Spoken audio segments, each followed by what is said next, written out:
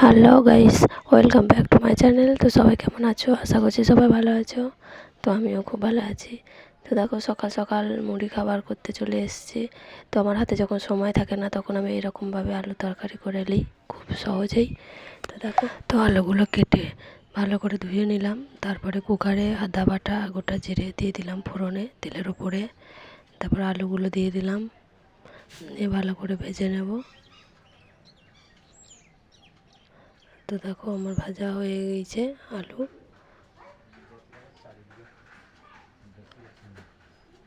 তো এবার আমি মশলা দিয়ে দেবো। নুন দিয়ে দিলাম, হলুদ গুঁড়ো আর সামান্য লঙ্কা গুঁড়ো দিয়ে দেবো। তো সব মশলা আমি দিয়ে দিয়েছি। এবার ভালো করে আলুগুলোকে কষে নেবো।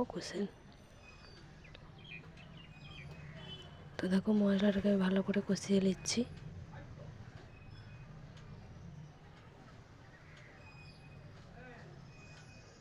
তো মশলাটা আমার কষানো হয়ে গিয়েছে।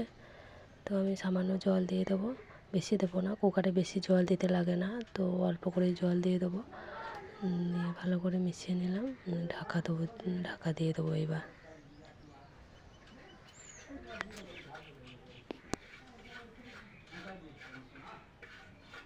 তো দেখো, ঢাকা দিয়ে দিলাম। তো দেখো, কুকারে আমি একটা সিটি দিয়ে নিলাম। তো আমার আলু তরকারি হয়ে গিয়েছে।